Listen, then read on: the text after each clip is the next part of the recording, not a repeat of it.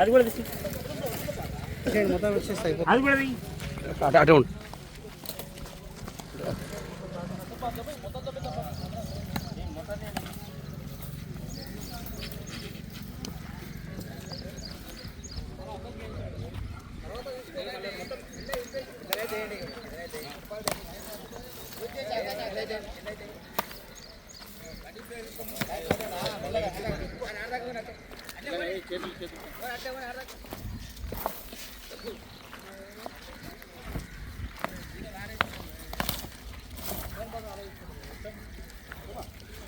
మెల్లగా మెల్లగా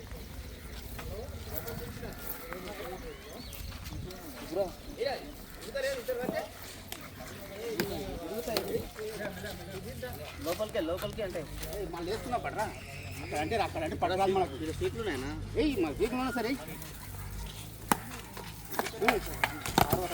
మెల్లగా మెల్లగా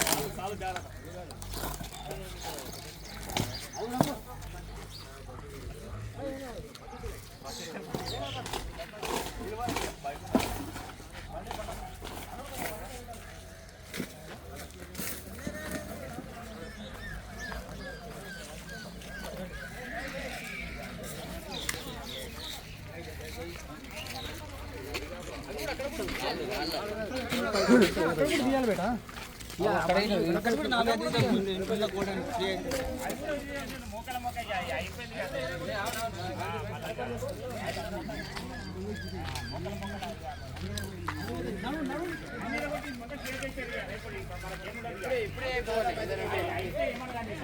పడుకోకుండా ఇప్పుడే మొత్తం క్లియర్ చేసి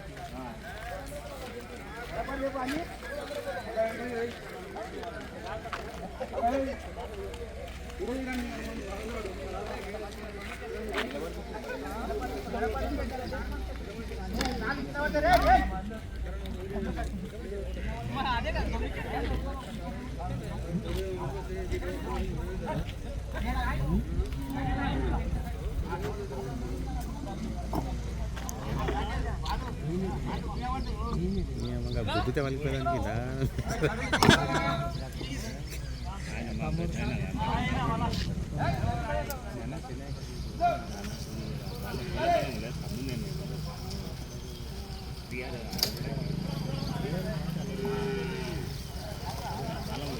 ఏ తమ్ముడే అమ్మే ఎద్దుల నిలబడే మన ఇంత పడు కడి తీసుకోనా ఇలా కొడుకులకు రమేష్ ఆయన ఎలా కొడుకులకు వస్తు రాదు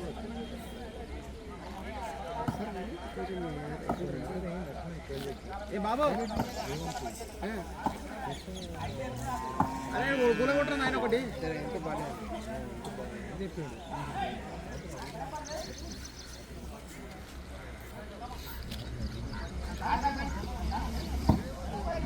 అన్ను పక్క లేరా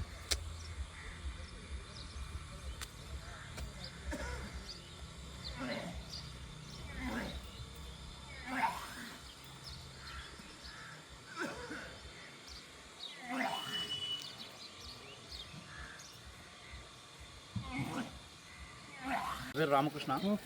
మాకు జాగా అప్పుడు 7 వరకు ఉండే, 7 రోడ్డు వరకు ఉండే. అయితే మేము కొద్దిగా మా వ్యక్తిగతంగా కొద్దిగా ఒక రూమ్కు జాగా వేరే వాళ్ళకి అమ్మేసినాము.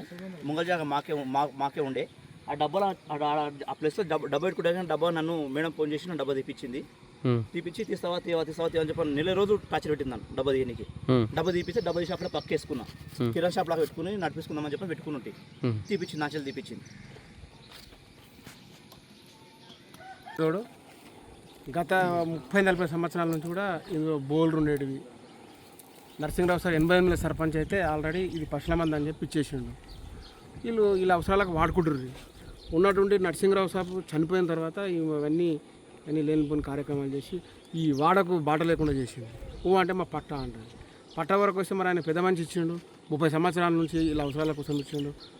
ఆయనకు కూడా గ్రామస్తులందరూ సహకరించారు. అందులో భాగంగానే 4 బోర్లు వేసినాం, పశువుల తొట్టి కట్టినాం. ఇవన్నీ గ్రామానికి ఉండాలని చేసినాం. ప్రస్తుతం కూడా ఇందులో 2 బోర్లతో కూడా గ్రామ అవసరాల కోసం నీటి చేసుకుంటున్నాం.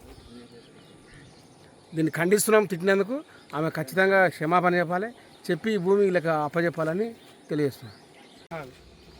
నా పేరు శివకుమార్. నేను ఇక్కడ ఇల్లు కడుతున్నా. ఫెన్సింగ్ తీయడానికి ఫెన్సింగ్ తీసిన, ఇక్కడ తీసిన. దీంట్లో కొంచెం కంకర పోసిన తర్వాత మేడం గారు నాకు ఫోన్ చేసి బయటి పక్క లోపల పక్క మొత్తం కట్టేయంటే ఇక్కడ కట్టేసిన.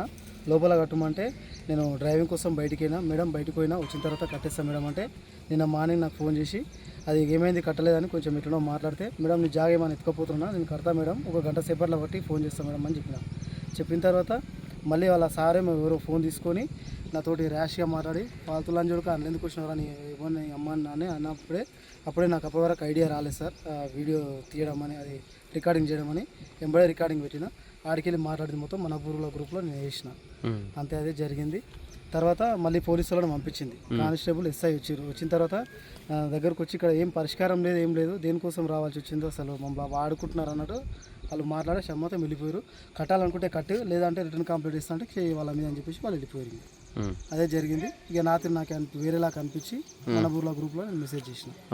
ఏమని తిట్టిన ఆయన తిట్టిన ఎవరు అలా ఎవరు మళ్ళీ నేను కాల్ చేసి మేడం తిట్టిన నెంబర్ కావాలి, అతను ఎవరు, ఆయన మీద కంప్లీట్ చేస్తాను నేను అని చెప్తే ఆయన ఏమంటుందంటే, ఆమె మేడం ఏమంటుందంటే, నేను పార్టీ ఆఫీస్లో కూర్చొని మీటింగ్లో ఉన్నా. పార్టీ ఆఫీస్లో ఏ పార్టీ తెలియదు సార్. ఏ పార్టీలో పార్టీ ఆఫీస్లో కూర్చొని నేను మీటింగ్లో ఉన్నా.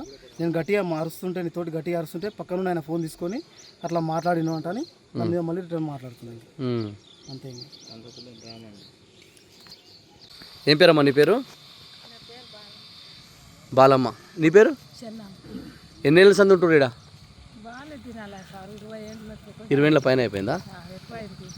మరి ఇప్పుడు మీ ఇంటికి అడ్డం కడితే ఇట్లా పోతురా? దీని కిందికి వాళ్ళ కిందికి వాళ్ళు వస్తారా? సార్ మా ముసలాయన కాడ కింద వాడు చచ్చిపోయింది. సార్ దానికి చచ్చిపోతే మేము ఆ మేడానికి కేసు పెట్టేది పోని ముసలాయన వాటర్ అట్లా సబ్బు చేయకుండా ఒకటే నిన్న కాడ ఒక్కటే కాడి గీడ ఒక కాడి కాడ తీస్తే పోలీసు వాళ్ళని తోలింది ఆమె మేడం. పోలీసు వాళ్ళని తోలితే మరి మేము ముసలాయన చచ్చిపోతే మేము అప్పుడు ఇచ్చేది లేదా సార్? అవును అవును. ఇవ్వకుండా ఉంటే నిన్న ఇప్పుడు ఇంట్లోకి వెళ్ళి కిందికి వెళ్ళి వస్తారు, కిందికి వెళ్ళి పోతురా? గట్లనే పోతున్నాం ఒకసారి. అయ్యో ఏం చేస్తాం, ఇల్లు ఉండదు కానీ ఇల్లు భూమి లేదు సార్. పోయి ఇప్పుడు ఎంత సంది తాతల జమానాల నుంచి సార్ ఇది వీళ్ళ కాదు. ఇది మా తాతలు పుట్టిన కాలం నుంచి, మా తాత ఉన్నప్పటి నుంచి అయితే దారి భూమి అని అడ్డం వేసేసారు రాకుండా పోకుండా. మేడం అడ్డం వేసి పెట్టింది. ఎవరా మేడం? మేడం బాబ్దరా కోడలు సార్. కోడలా? మాకు అంటే మా తాతనే పోయిండ్రంటే మీరు అడిగితే ఏమంటలేదు ఆమె? మేమేమంటున్నాం సార్, ఆమె భూమికి ఆమె అడిగినాం, కాళ్ళు మొక్కినాం. మేడం కాళ్ళు అంటే మా బాబాయ్ అన్నాడు, నీ 10 ఆవులు ఉంటే నా ఇంటికాడ కట్టేయి, నేను తో విడిచి పెడతాను అన్నాడు మేడం. అసలు మీ 10 ఆవులు విడిచి పెడితే కడతాను, ఆవులు నా ఇంటికాడ కట్టేయి, నేను తో విడిచి పెడతాను కూడా అన్నారు సార్. కాళ్ళు మొక్కినాం సార్, కాళ్ళు కూడా మొక్కినాం. మేము ఇప్పుడు పోయింది కదా సార్, ఇది మా తాతల నుంచి పోయిన రోడ్డు సార్. ఏడగలిగిండు ముసలాయన? తెచ్చుకొని ఉన్నాడు. ఏం పేరు మీ ఆయన పేరు? చనిపోయిండా? వైర్లు గుచ్చుకొని? ఎప్పుడు చచ్చిపోయిండమ్మా? 3 నెలల? అయ్యో.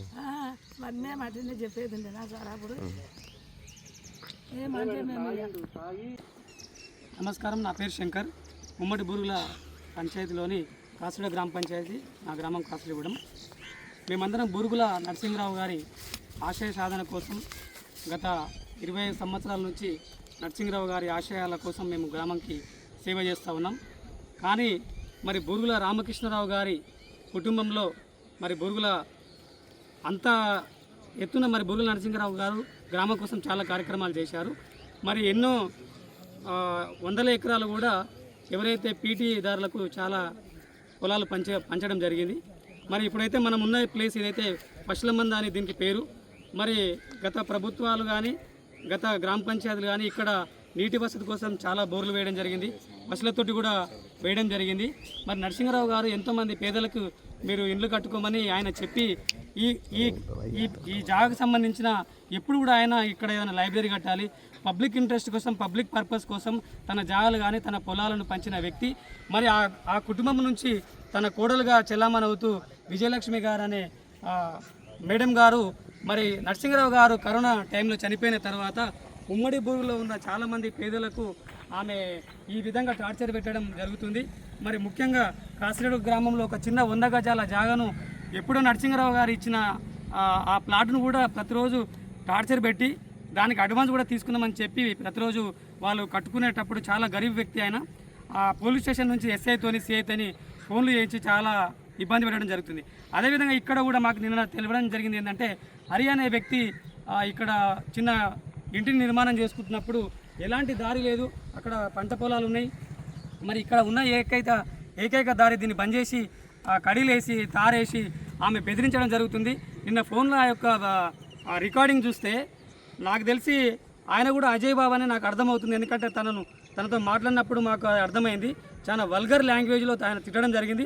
మేము దీన్ని తీవ్రంగా ఖండిస్తున్నాం. ఇంకొకటి, అంత పెద్ద బూరుల నరసింహరావు ఫ్రీడమ్ ఫైటరు, ఎంతోమందికి దానం చేసిండు, పొలాలు దానం చేసిండు. ఆయనే వర్గల్ లాంగ్వేజ్ యూజ్ చేయడు. ఎప్పుడు ఆయన మా అందరినీ కలిసికట్టుగా గ్రామం డెవలప్మెంట్ కోసం పనిచేసి ఈయన వల్గర్గా లాంగ్వేజ్లో తిట్టి నీ అమ్మ అరే బే ఎవడేసినవరా నిన్ను ఇంటికి వేస్తే ఇవన్నీ ఏం మాటలు సార్, మనం ఎక్కడున్నాం కాదు. మేము తీవ్రంగా ఆ పదజాలను ఖండిస్తున్నాము. అవసరమైతే దాన్ని లీగల్ యాక్షన్ కూడా చేయడానికి మేము ముందుకోతాం. ముఖ్యంగా ఈ పశుల మంద పొలాలను ఖచ్చితంగా ఇక్కడున్న ప్రజలకే చెందాలి. ఇక్కడున్న ఏవాళ్ళ అణగారిన వర్గాలు ఎవరైతే ఉన్నారో వాళ్ళకి చెందే విధంగా ఇంకొకటి గ్రామ పంచాయతీ కూడా ఖచ్చితంగా దీని మీద అధికారం ఉన్నది. ఎందుకంటే మనం నీటి వసతి ఉంది, పశువులతోటి ఉన్నది, 5 బోర్లు ఉన్నాయి, ఈ యొక్క స్టార్టర్ డబ్బా ఉన్నది. ఖచ్చితంగా దీన్ని గ్రామ పంచాయతీ దీన్ని టేక్ ఓవర్ చేయాలి. ఇంకొకటి 1975 కాలంలో కూడా అనుభవదారు అంటే పశుల మంద అనేది లీగల్లో కనబడుతుంది. ఎవరైతే బూరుగుల రామకృష్ణరావు గారు ఈ టెనెంట్ యాక్ట్ తీసుకురావడం జరిగింది. మరి అనుభవదారులో పశుల మంద ఉన్నప్పుడు ఖచ్చితంగా ఈ ప్రజలకే చెందుతుంది. ఇది శ్రీ అనంత లక్ష్మి దేవి అనే పేరు మరి ఇతరులు అని కనబడుతుంది. దాంట్లో వాళ్ళందరూ కూడా గ్రామం కోసమనే వదిలేసిర్రు. మరి ఈమె వచ్చి ఈ విధంగా ఉన్న పలంగా ఈ విధంగా చేయడం కరెక్ట్ కాదు. ఏదైనా ఉంటే ఆమె వచ్చి మాట్లాడాలి. ఈ విధంగా వల్గర్ లాంగ్వేజ్ని మేము తీవ్రంగా ఖండిస్తున్నాం. ఖచ్చితంగా మాకు జరగాలి న్యాయం. We for justice, we for justice, we for justice. అణగారిన వ్యక్తులకే